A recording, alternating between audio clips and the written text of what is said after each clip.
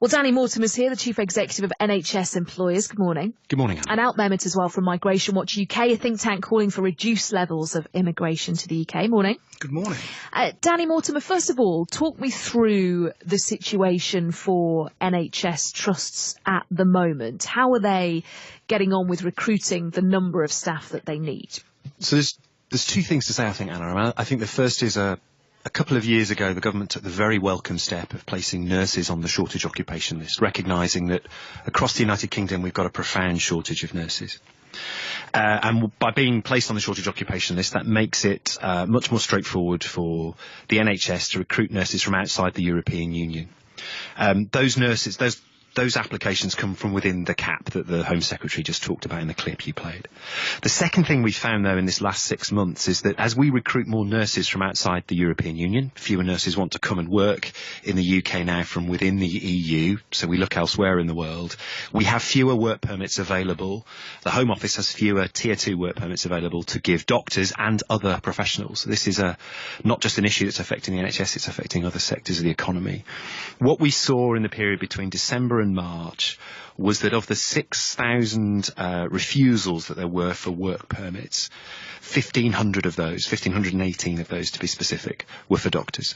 So we've got a large number of doctor posts that we're trying to fill across the country that we're not able to get work permits for. And as the Home Secretary rightly said, up until the end of the last calendar year, actually we never experienced that problem before. We were always able to get those doctors in to fill rotas and jobs right across the country. So this is something that you're seeing the effects of, and presumably the idea that this might be changed or relaxed would be a positive one for you. Yes, absolutely. I mean, we've been calling on the government and the Home Office to do that. We've had some very constructive conversations along with colleagues from other sectors in the economy with the Home Office. But to hear the Home Secretary acknowledge the issue and acknowledge that as part of his new brief, as it were, that he's going to look at this was very welcome news for the NHS. Out Mehmet, as we said, your think tank calls for reduced levels of immigration to the UK. I know for you there is some degree of nuance where the medical profession's concerned. Yes, no one has any problem with even exceptions being made, with some flexibility in the system when that's required. I have absolutely no problem with that, and I think that the Home Secretary should indeed be looking at a system that was put in place 7 years ago. But let's also not forget why there are these shortages at the moment, because it's not as if there's been no doctors, nurses or anyone else in the medical profession coming in, because they've been coming in significant numbers. And it's interesting that Jeremy Hunt has just announced that there's going to be 5 new medical schools opening with the objective of being self-sufficient in our doctors by 2025. That, to me, suggests that we haven't been training enough, and that's one of the areas we should be looking at. If we need to push the 20,700 number up, I have no problem with that. But let's also bear in mind that one of the reasons for putting this limit in was to encourage UK employers to engage in some training, which has been abysmal in recent years in this country. What about that point, Danny Mortimer, the idea that we shouldn't be as reliant on medical staff from abroad? We should have been making the efforts to do it here. So there's a few things there. I mean, obviously, it's great that Migration Watch agree that there needs to be this review. We've suggested a very practical step that the Home Secretary could take, which is just to take those professions that are recognised as being in shortage outside the cap. And that would immediately create capacity. The government has indeed announced that it's going to train additional doctors. We won't feel the benefit of those in our workforce for another 7 or 10 years. I think it's also the case that the NHS, throughout its 70-year history, has benefited enormously from the contribution of doctors and other professionals from around the world. And often what we find is that actually those people come and spend a period of time here working and training and then return to their own countries, their own communities. And that's a really important part of the contribution contribution the NHS makes to healthcare around the world, and of course we benefit from that in our own services as well. So we will see the benefit of extra people entering our workforce, but there's a long lead-in time. It's 5 years at medical school.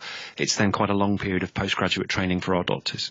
So in the meantime then, Mehmet, how do you feel about doctors, nurses being taken out of the cap? Well, nurses are already effectively out of the cap. They're on the shortage occupation list.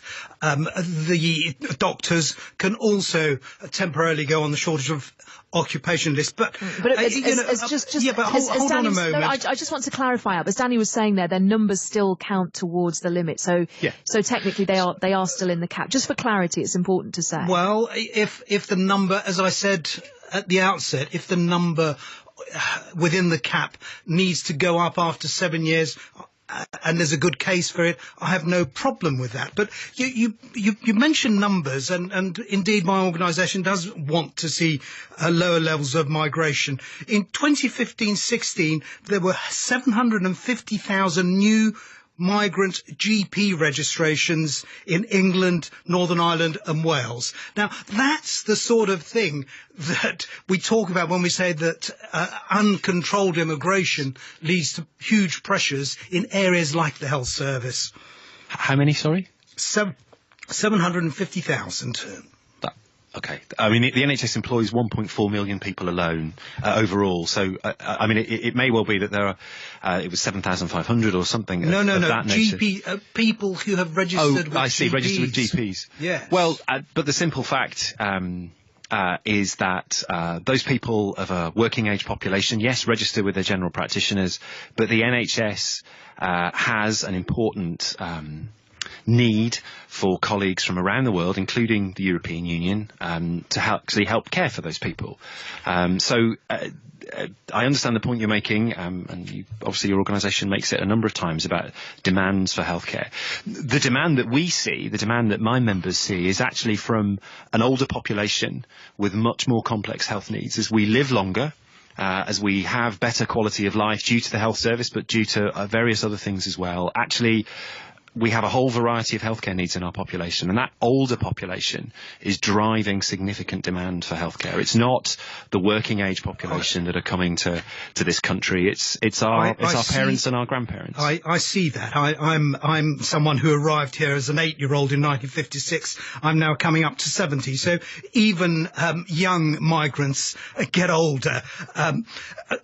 But what we mustn't forget is that this country is, frankly, it has a hugely higher